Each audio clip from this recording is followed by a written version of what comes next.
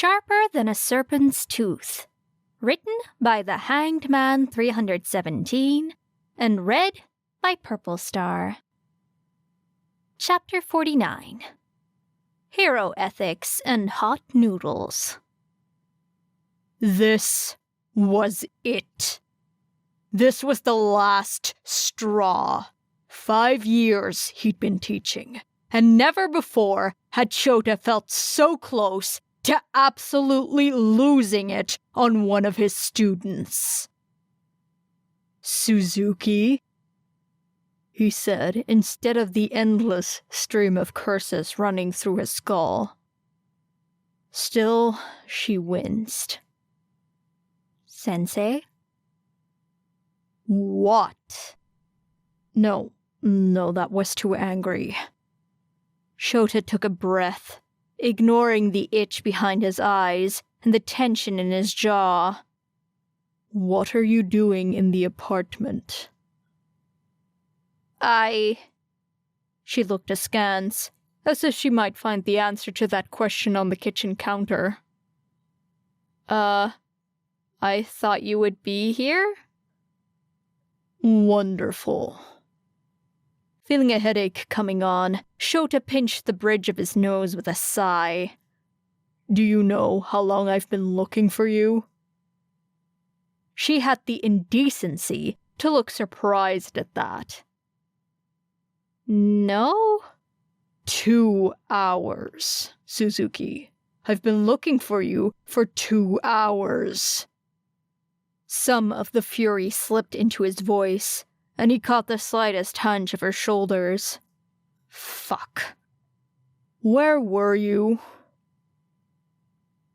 Suzuki paused for a moment before relaxing, expression smoothing out to something incomprehensible, while her voice turned almost robotic.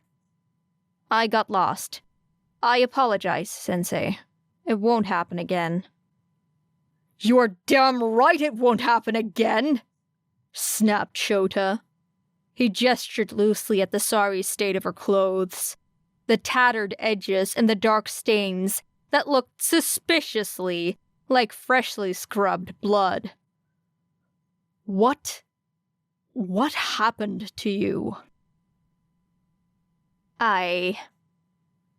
Suzuki calmly glanced down at her clothes, then looked him in the eye and said, I fell.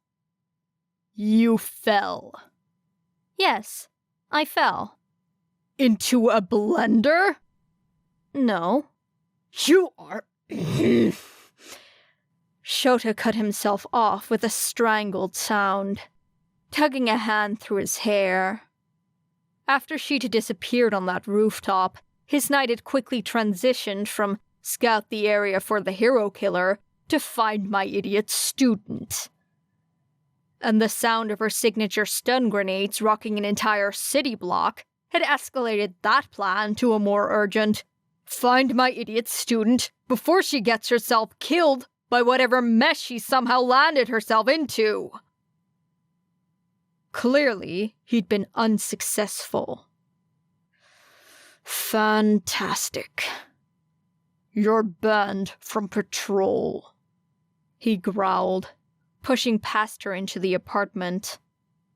To his immense shock, she didn't put up a fuss about this announcement, instead calmly closing the door behind him and following him down the hallway.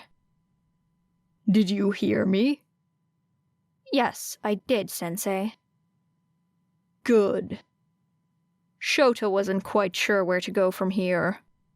He couldn't expel her, which would be his usual go-to, but... I'm assigning you an essay on proper protocol for a student on patrol with a mentor. Suzuki narrowed her eyes, but still did not object. Yes, Sensei. What the fuck? And you're cleaning the dishes tonight. She shrugged.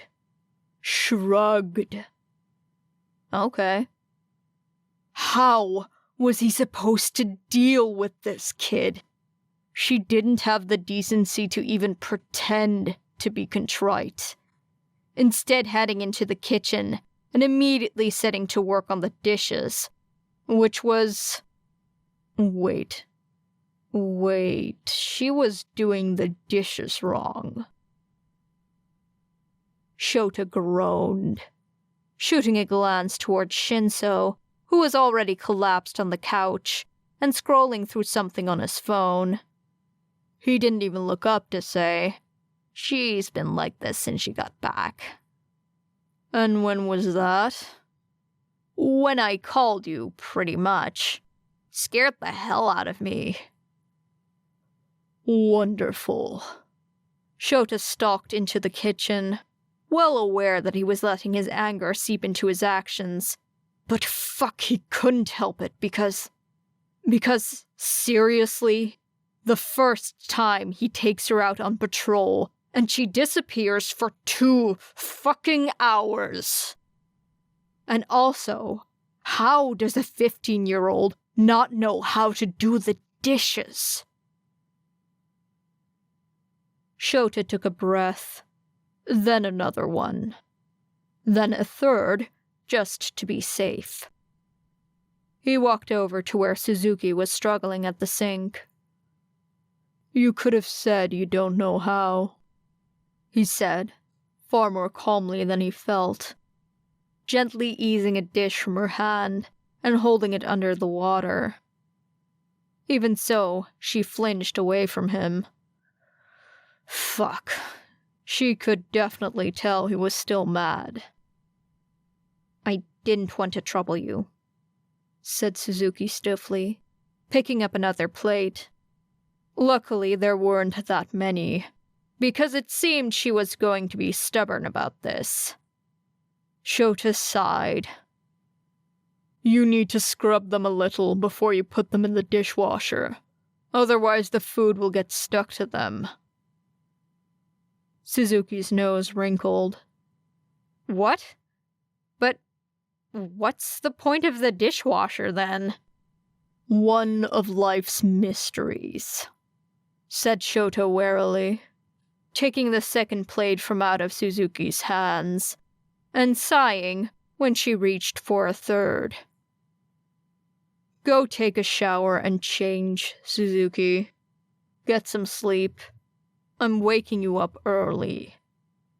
"It's already 4 a.m, she muttered, though she did back away from the sink after some hesitation. "It's early now." "Early for when you go to sleep. Now go." "Yes, sensei," she said without any argument. And that was weird, wasn't it? They were at a point where she was more free with her jabs, sending little barbs his way whenever she thought she could get away with it. Which was always. Never quite acting out, but also never this meek. Something happened. Something must have happened. While she was off gallivanting through the night and getting up to God knew what. While he was being delinquent in the one task he'd assigned himself this week. Keep Suzuki Era out of trouble. Bang up job he was doing so far. Sensei? He glanced up to find Suzuki hovering at the counter.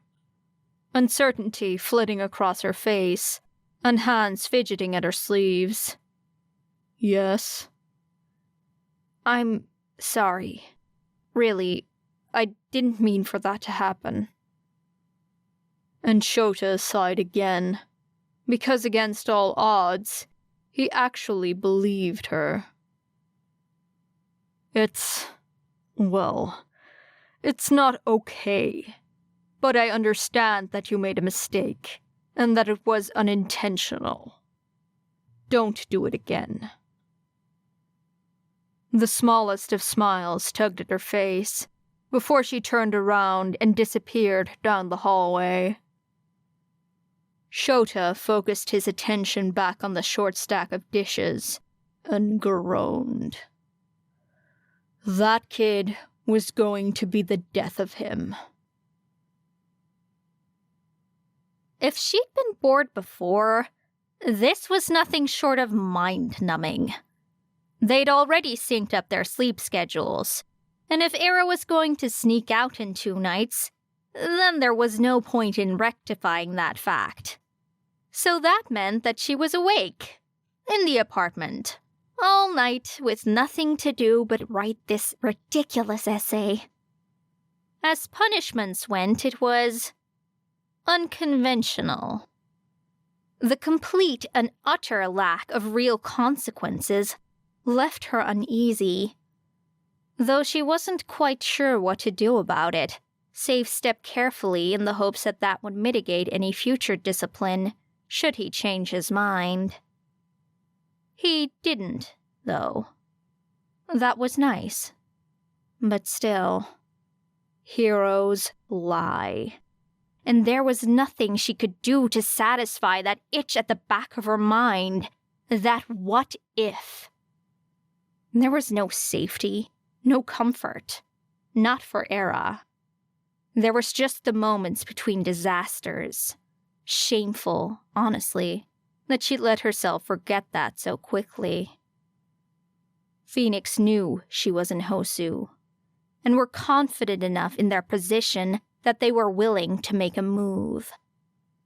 That was troubling, yes, but not surprising. She'd shown her hand at the sports festival, and they'd acted in turn. I should have seen it coming. And so she made sure that next time she would not be caught off guard.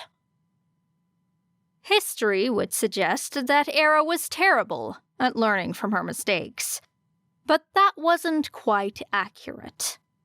More true to her character was that she was stubborn, which might as well have been the same thing with expectations like hers, but that kind of minutia could be important. It meant that she would dig her heels into the ground and refuse to let herself be taken, no matter the cost. She would not go back to the dark. Of that, she was certain. That rooftop conversation with Stain, though, that had definitely thrown her off balance, more than any Phoenix attack. The latter she could shove into a box, as was proper. Stain, she couldn't ignore him quite as easily. Every time she looked at Aizawa, at the UA logo on her costume briefcase, at Hitoshi even, all she could think was, I am not worth saving. All she could think was, you never came for me. But Aizawa was kind, and that was dangerous. And on, and on, and on. Because she'd had this dilemma before. Was her life just a cycle of endless anxieties, inescapable no matter where she turned?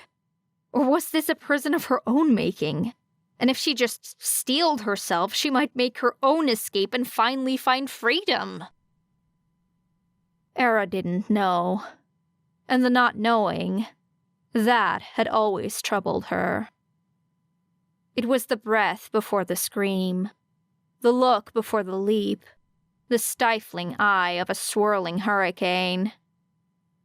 This, too, will pass, but nothing good follows.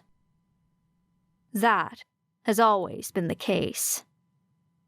Era, you want anything? Hitoshi was talking to her, which meant she must have drifted somewhere through their conversation. He waved a takeout menu in her face, and she snatched it from his grasp with a huff. Just get me some noodles or something. It's a noodle shop, Era. Be more specific. She just hummed noncommittally, mouth ticking up at his exasperated groan. Rolling his eyes, Hitoshi stole the menu back. Fine, I'm getting you the spiciest thing on this menu. Do it, coward. It might be interesting to try something spicy. Era had been subsisting on bland microwavable meals for quite a long time. And anything was better than the tasteless gruel they'd sometimes deign to provide her in the dark. The sickly texture of... No. In a box. This was not the time to indulge such ghosts. I will, warned Hitoshi in a manner that Era assumed was supposed to be threatening. Oh well, he could keep working on it. Seriously don't care. Fine. Sensei, do you want anything?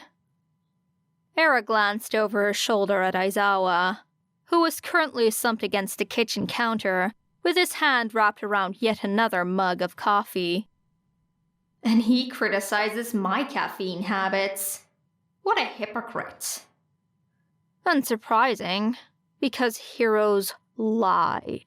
Over and over and over and in a fucking box. What was so hard to grasp about the boxes? It was so simple. Grab the thought and stuff it into a box and hurl that box out of reach. Why couldn't she seem to manage it tonight? A good hero would have saved you. Fuck. She couldn't afford to let him get into her head like that. Not now. Evidently, she'd missed Aizawa's answer, because Hitoshi was already on the phone with the takeout place and giving them his order, shooting a wicked grin in Era's direction when he named a particular food item she didn't recognize. Not that it mattered. Really. Spicy food was just pain, and pain was just a series of sparks and chemicals informing the mind that something was causing harm. Era, specifically, had little use for it. Era. Oh, great. She'd tuned out Hitoshi again. Stop ignoring me. Sorry, what were you saying? I was asking if you wanted to pick up the food with me. For some reason, when she looked at Hitoshi, all she could think of was the purple glow around Nyx's irises. No, I think I'll just stay here if that's all right. Hitoshi looked at her strangely. Okay. You sure? Yeah. The more often she left the apartment, the more likely it was that Nyx and Basilisk would find out where she was staying. If they hadn't already, of course. Era would like to think that, if that were the case, they would have struck at some point during Aizawa's night patrol, when the apartment was empty, save for her. She refused to put Hitoshi in danger like that. It wouldn't be fair to him. So instead, she laughed and pressed a lopsided smile to her face. Wouldn't want to ruin the surprise noodles you got me, right? Hitoshi snorted.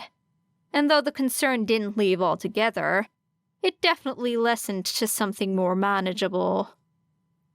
I'll be right back then. Don't burn down the house while I'm gone. No promises. I'm right here, muttered Aizawa, lifting his head slightly from the table.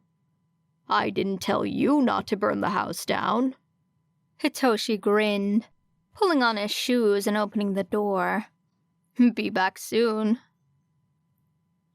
An uncomfortable silence took up residence in the apartment, punctuated only by the occasional clink of Aizawa's coffee mug on the countertop. At last, he spoke. You've been off the past couple days. With a sigh, Era turned around to lean over the back of the couch, crossing her arms as she faced him. Have I? Yes. He took another sip and propped his chin up with a hand, scarf pooling around his neck and shoulders in loose circlets. Something's been bothering you. Era shrugged and tilted her head with a small smile. There's been nothing I can think of, sir. Fuck. She really was out of sorts then. Was it the meeting with Stain tonight? It seemed like the closer she got to it, the more distracted she became. Of course, Aizawa noticed the slip-up. Even worse, he seemed to notice her reaction to it. You don't need to speak a certain way around me. If you feel uncomfortable about something, there's no reason to hide it. Well, thankfully there's nothing to hide. I'm fine.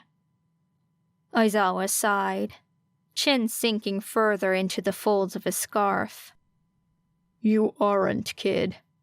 You're not as slick as you'd like to think. A moment of unrestrained panic jolting against her ribs before she managed to repress it like a normal fucking person. Obviously, he didn't mean that. He'd have her in a jail cell if he meant that. Not worth saving. Stain's voice. And oh fuck, but that one hurt. Aizawa quirked a brow at whatever treacherous expression had wormed its way across her face.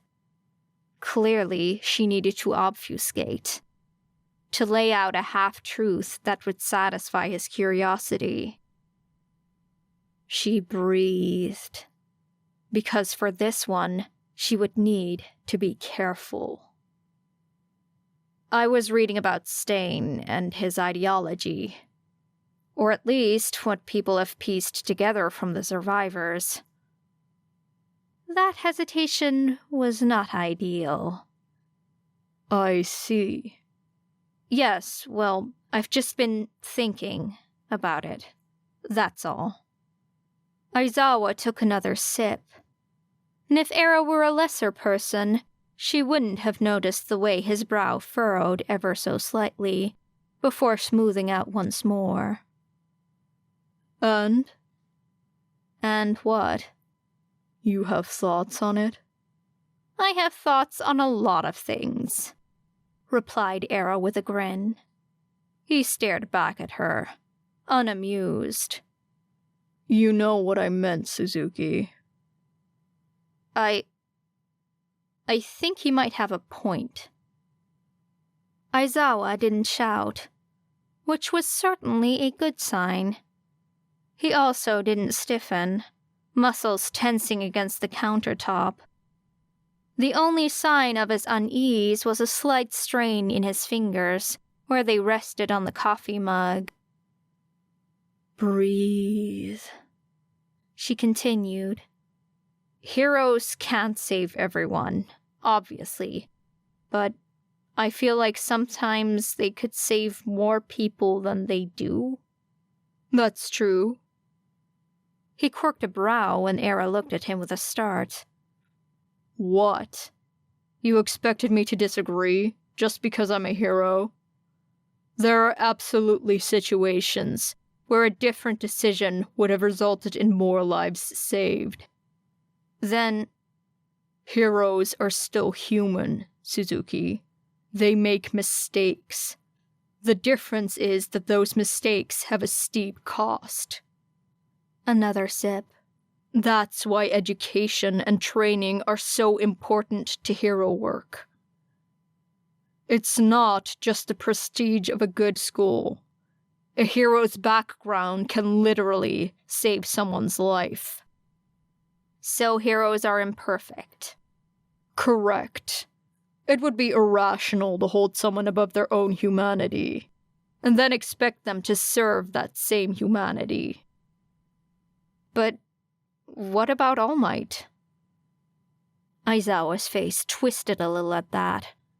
Yes, what about him indeed? You don't like All Might. I find him obnoxious and distractible. I also think he's a rather poor teacher. Whoa. If Era didn't know any better, she'd think that she'd stumbled across a sore spot. He's the #1 hero.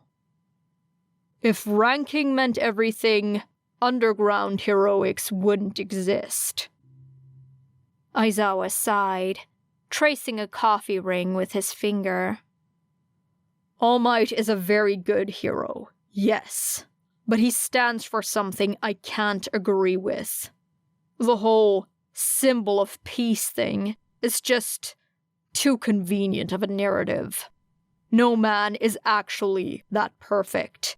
And when that image crumbles, so does the society it upholds, said Era, scowling when Aizawa stared at her. I'm not an idiot. I know how things work. I had to help you wash the dishes the other day, he said dryly, grinning slightly, before his face fell again. Heroes are imperfect. That's a fact of life. No one can realistically fit the image that Stannis built. But some heroes could definitely do better. Like property destruction or civilian casualties. The Hero Public Safety Commission doesn't put as much weight on those numbers as it does on villain arrests. You've thought this through, muttered Aizawa. Era shrugged. I like to be thorough. That's not even mentioning the abuse of power. Heroes who use their status to, I don't know, stuff. Stuff. She waved her hand. Bad stuff. Staging fights, taking bribes, pushing legislature, avoiding legal repercussions or public scrutiny.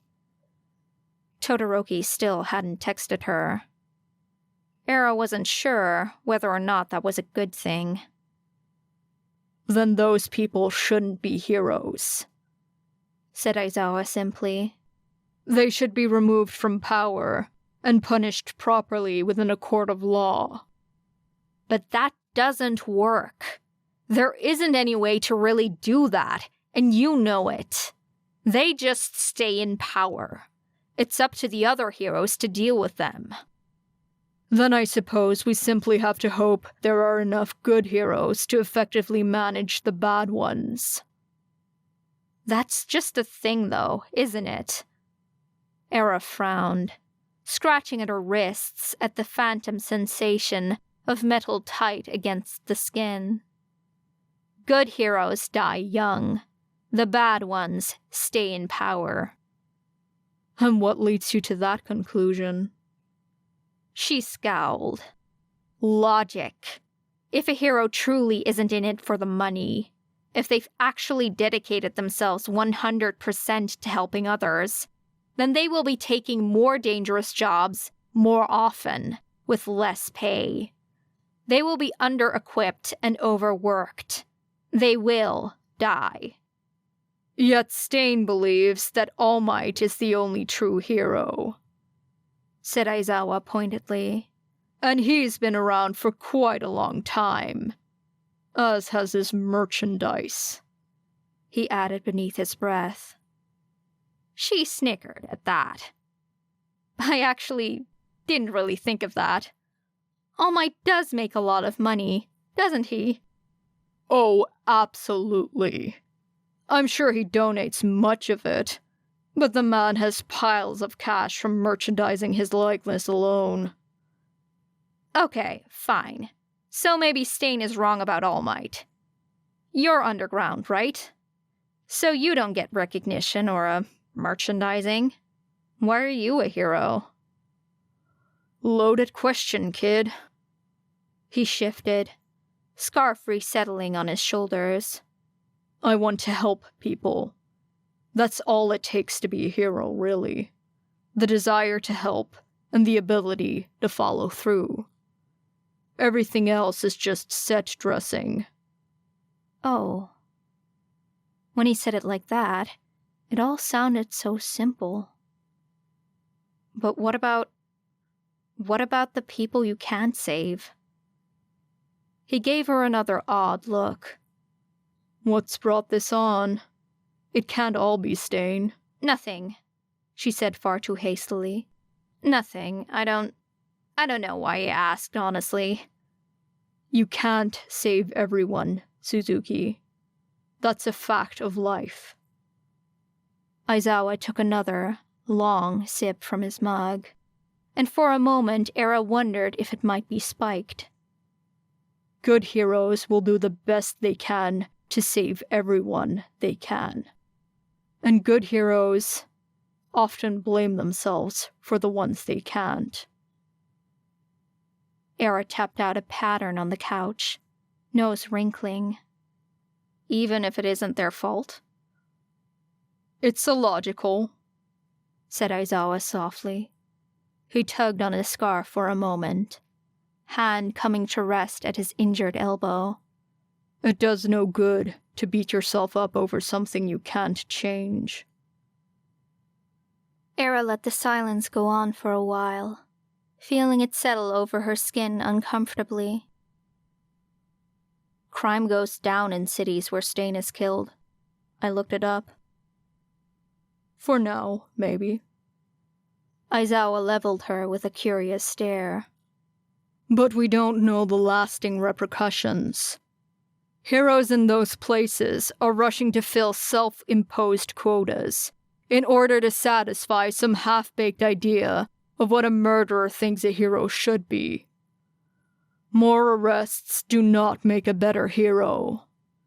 I suspect that the downtick in crime is a result of increased hero activity, yes. But I also believe once this is all said and done, there are going to be a lot of innocent people behind bars. I didn't think of that, said Era softly. I guess that could be true. He shrugged.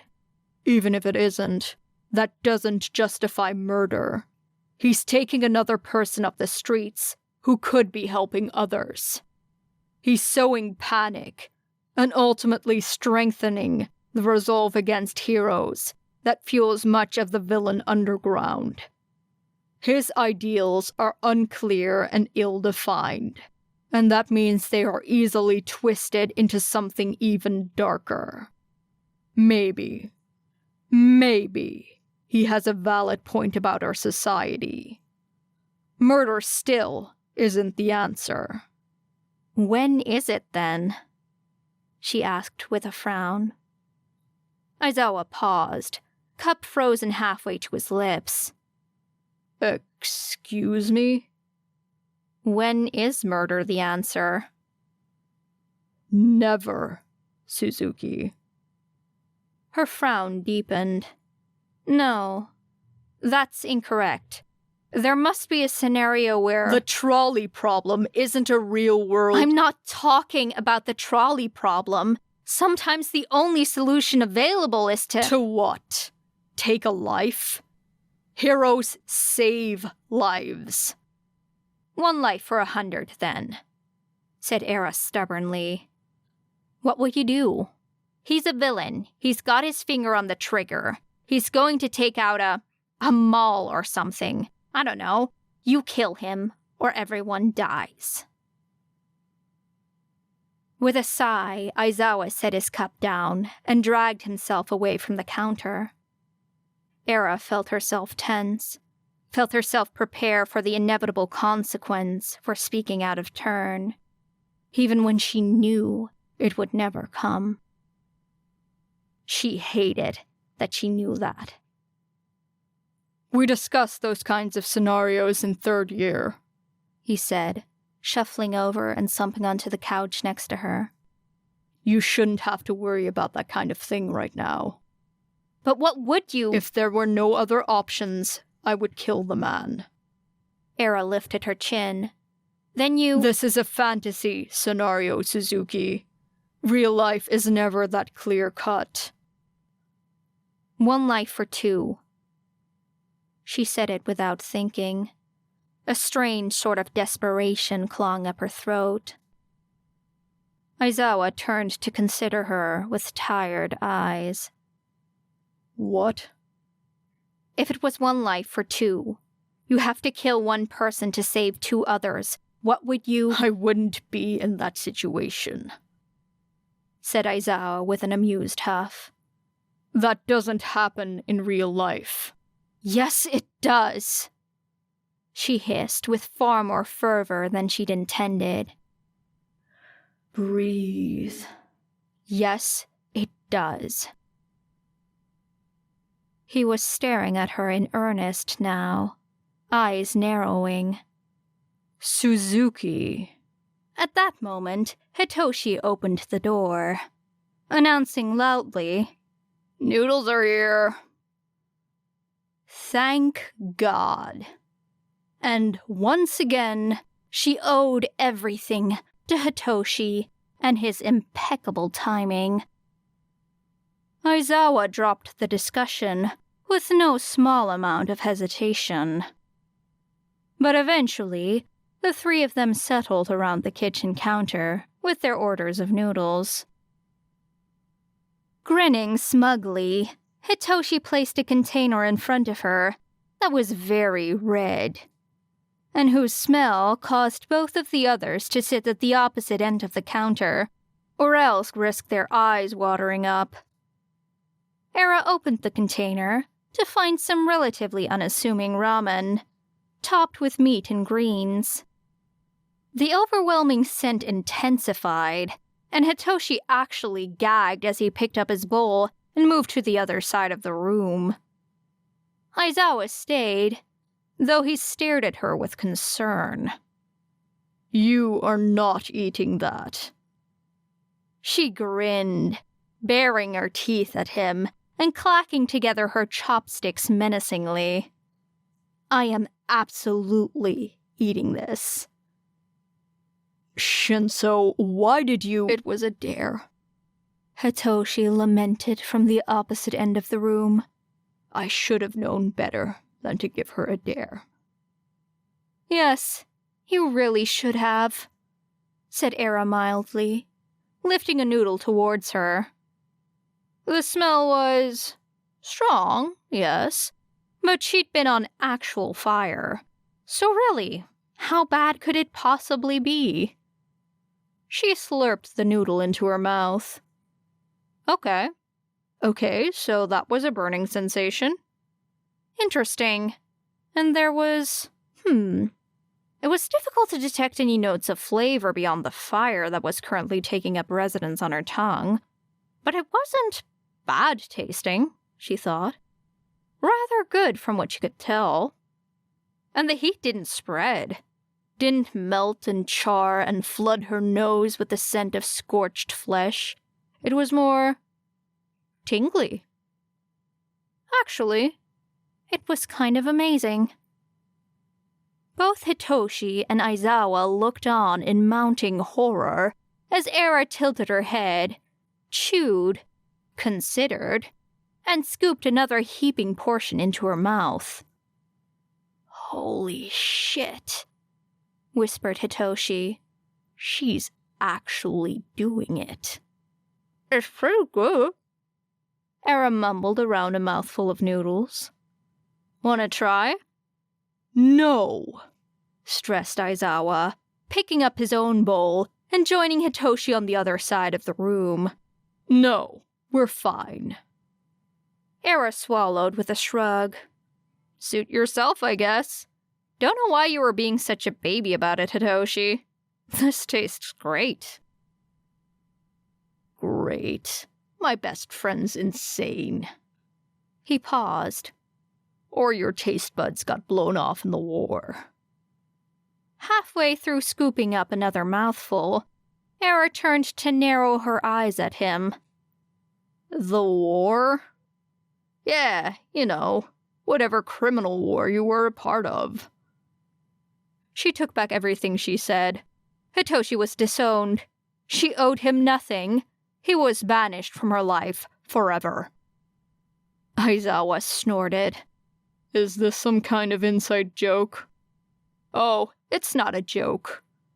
Hitoshi was grinning now, as if he didn't know how close Era was to putting a chopstick through his eye.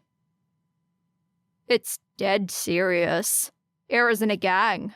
She can pick locks and everything. Being able to pick locks doesn't mean you're in a gang, said Aizawa with a raised brow.